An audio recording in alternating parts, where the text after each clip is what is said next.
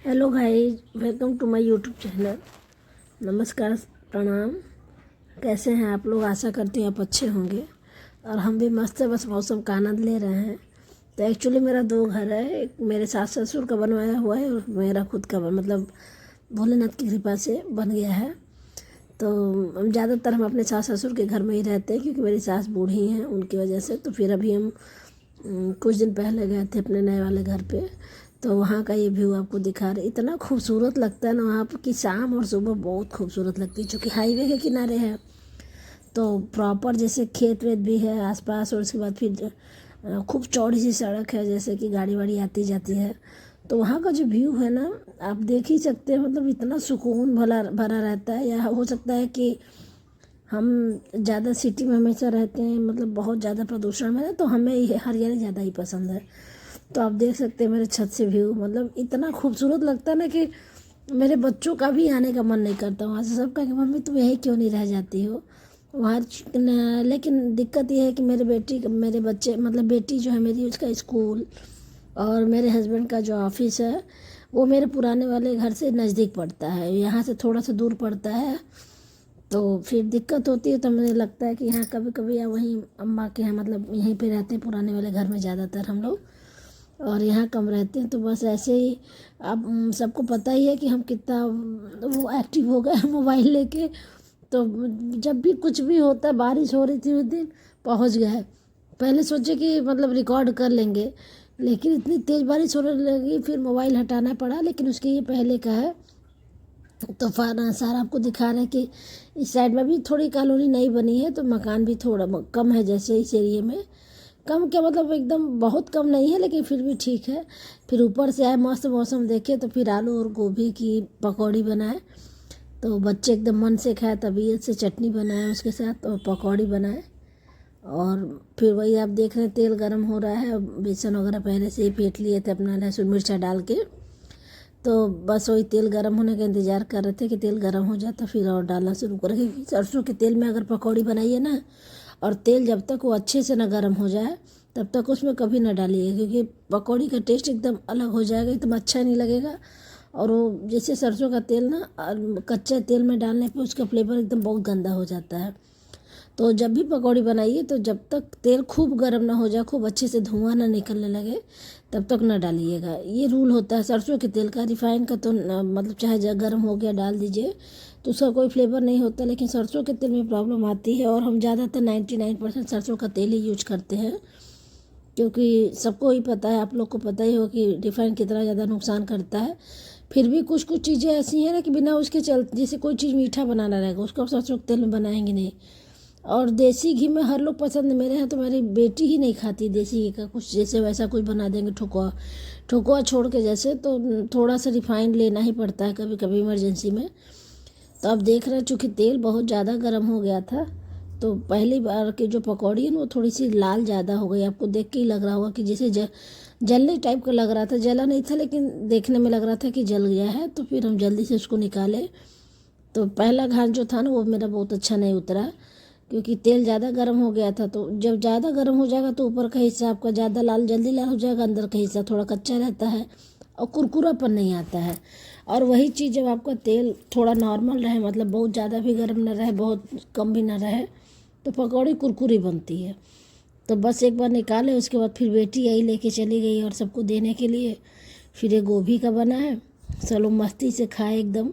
एक तो मतलब वहाँ जा रहा हूँ तो वहाँ जैसा लगता है हम लोग पिकनिक स्पॉट पे गए हैं। मतलब एकदम खुला खुला वातावरण है, बहुत बढ़िया लगता है। और यहाँ थोड़ा सा हल्का सा, मतलब तभी बहुत अच्छा है हमारा घर। ये पुराना वाला भी बहुत ही अच्छा खुला खुला घर है, लेकिन अब वहाँ की अपेक्षा थोड़ा सा ये कंजेस्टेड लग, चूँकि ससुराल और वहाँ अंतर है, तो इसलिए थोड़ा सा। नहीं तो बहुत ही मस्त यहाँ का भी घर मेरा बहुत अच्छा है। थोड़ा बहुत आप लोग को दिखाए ही हैं, आप लोग देखे ही हैं। देख रहे हैं पकौड़ी लेके मेरी बेटी जा रही है, क्योंकि उसी का प्लानिंग था कि मम्मी ऊपर से आई हो व्यू देख के, इतना अच्छा मौसम हो रहा तो पकौड़ी बनाओ। तो हम कहे चल भैया चलो बना ही देते हैं। तब फिर वही बनाए हैं। फिर वही सब लोग खाना पीना अपना शुरू किए। उसके बाद फिर रात हो गया, मतलब शाम को ही बनाए थे। फिर उस दिन हम खाना नहीं बनाए, सारे लोग यही खा के सोए अपना। और देख रहे हैं पकौड़ी का कलर कितना बढ़िया आ रहा है, चूँकि अब तेल नॉर्मल हो गया था, ना बहुत ज़्यादा गर्म था ना बहुत ज़्यादा ठंडा था, तो इसलिए पकौड़ी अब कुरकुरी अच्छी निकल रही थी। और नहीं तो फिर जैसे ना एकदम जल्दी से लाल हो जाता तो देखने में तो भी अजीब लगता है और वो अच्छा भी नहीं होता, खाने में बहुत अच्छा नहीं लगता है। मेरा खुद का फ्लेवर बता रहे हैं, आप लोग को कैसा है नहीं मालूम, लेकिन हमें नहीं अच्छा लगता है।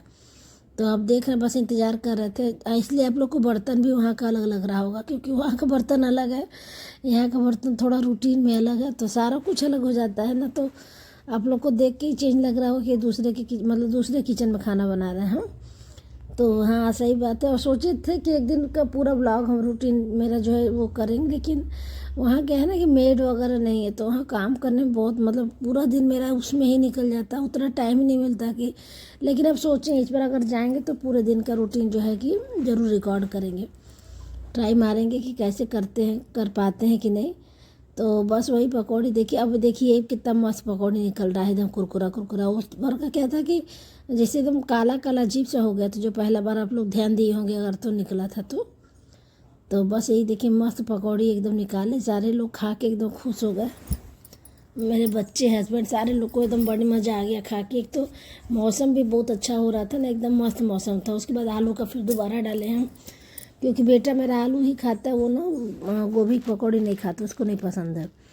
और मेरी बेटी है तो उसको बैगन का, गोभी का, किसी भी चीज़ का दे दीजिए वो खा लेगी, लेकिन बेटे को नहीं, बेटा बस आलू ही खाएंगे। तो उनके लिए फिर से दोबारा आलू मतलब काट के रखे थे, बेसन में ही काट लिए थे पतला पतला। एक्चुअली में जब हम पकौड़ी बनाते हैं ना तो आलू छील के थोड़ा सा कुकर में एक सीटी ले लेते हैं, उससे क्या होता है आलू थोड़ा सॉफ्ट हो जाता है और पकौड़ी बहुत अच्छी बनती है। तो बस वही आलू एक सीटी ले लिए थे, 1 या 2 सीटी लिए होंगे, उसके बाद तुरंत निकाल के ठंडे पानी में डाल देते हैं।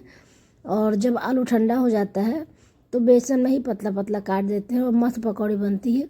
ये पता है खूब तेज़ बारिश हो रही थी और हम मोबाइल लेके पहुंच गए थे ऊपर रिकॉर्ड करने के लिए। बेटी तो थोड़ा बहुत झूल रही थी, हम कहे हम भी ट्राई मारते हैं। वो झूले पे बैठे, लेकिन इतनी तेज़ बारिश होने लगी ना कि फिर हमको मोबाइल रखना ही पड़ा। मतलब क्या बतावें, अब ये व्यू देखिए हम लोग के, मतलब गजब लगता है, मतलब ना बहुत अच्छा लगता है इतना, मतलब हम बता ही नहीं सकते आपको कितना बढ़िया लगता है। इधर अभी चूँकि मकान वगैरह बना नहीं है ना, तो एकदम सब कुछ खुला खुला लगता है। और गर्मी भी यहाँ थोड़ी कम रहती है हम लोग के, जैसे इस वाले यहाँ से हमारा घर, मतलब नए वाले घर से पुराना वाला घर करीब 10 किलोमीटर पड़ता है, 8 से 9 किलोमीटर होगा।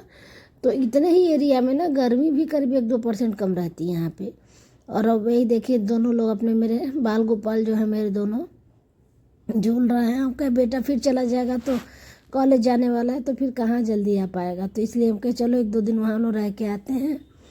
और अगर कॉलेज से अभी फ़ोन नहीं आएगा तो उसके बाद जो है कि हम लोग तो 1-2 दिन और रुक जाएंगे, मतलब एक बीच में 1-2 दिन और चले जाएंगे। और मान लीजिए कॉलेज से फ़ोन आ गया तब तो फिर मजबूरी हो जाएगी जाना। ये खिड़की पे बैठ के ऐसे ही अपना सेल्फी लेने की कोशिश कर रहे थे और देख रहे थे मेरे सर में कितना कम बाल है। तो ये कोई बताने की बात नहीं है कि मेरे सारे बाल गायब हो चुके हैं। और देखिए भोलेनाथ क्या करते हैं, बहुत कुछ तो ट्राई कर रहे हैं कि काश थोड़ा बहुत बाल आ जाए। और ये नाग पंचमी की थोड़ी सी फ़ोटो है, लिए हैं चिपकाते समय। Thank you, bye.